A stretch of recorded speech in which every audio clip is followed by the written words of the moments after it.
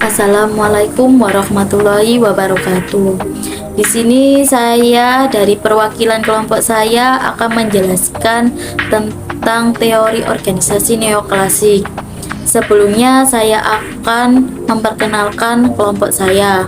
Silvi Rahma NIM 20, Atayuma NIM 24, Samsudian NIM 56, Nurlaili NIM 83, Sania NIM 143. Di sini saya akan menjelaskan materi saya, yaitu pengertian organisasi. Teori organisasi adalah sekumpulan ilmu pengetahuan yang membicarakan mekanisme kerjasama secara sistematis untuk mencapai tujuan bersama. Teori organisasi yaitu yang berusaha untuk menerangkan bagaimana orang di dalam perilaku dan berbagai struktur organisasi, budaya, lingkungan untuk mencapai tujuan.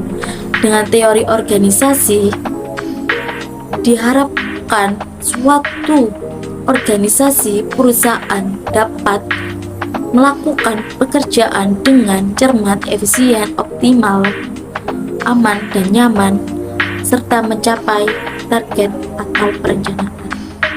Materi selanjutnya akan dijelaskan dengan rekan saya. Assalamualaikum warahmatullahi wabarakatuh. Perkenalkan saya Atayuma. Teori neoklasik atau Human Relation Movement dikenal sebagai hubungan atau aliran manusiawi. Teori ini muncul atas perkembangan dari penyempurnaan teori klasik yang dikenal kaku dan tidak manusiawi. Teori ini menekankan pada aspek psikologis dan sosial karyawan dalam ruang lingkup kerja maupun individu. Halo, Assalamualaikum warahmatullahi wabarakatuh. Perkenalkan, nama aku Silvi Rahma, dan di sini saya akan menjelaskan beberapa tokoh yang ada pada teori neoklasik.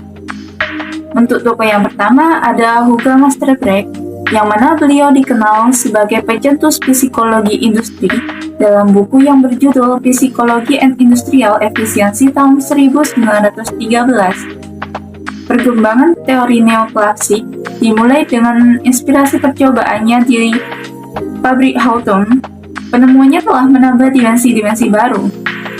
Dalam studi tersebut telah memperkenankan gagasan bahwa organisasi adalah suatu sistem terbuka, di mana segmen teknis dan manusiawi saling berkaitan erat. Hago memperkenalkan 3 cara untuk meningkatkan produktivitas. Untuk yang pertama, ialah best possible person, orang yang sebaik mungkin. Yang kedua adalah best possible work, kerja yang sebaik mungkin. Dan yang ketiga, best possible effect, efek yang sebaik mungkin. 3 cara tersebut digunakan agar karyawan bekerja secara maksimal.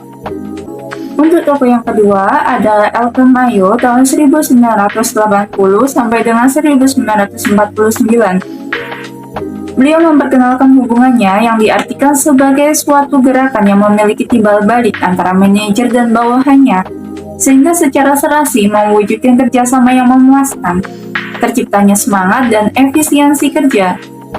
Satu hal yang menarik dari hasil percobaan Mayo dan kawan-kawannya adalah rangsangan uang tidak menyebabkan membaiknya produktivitas, akan tetapi mereka menyatakan dalam peningkatan produktivitas adalah karena sikap yang dimiliki karyawan saat merasa atasan ataupun manajernya memberikan perhatian yang cukup terhadap kesejahteraan mereka.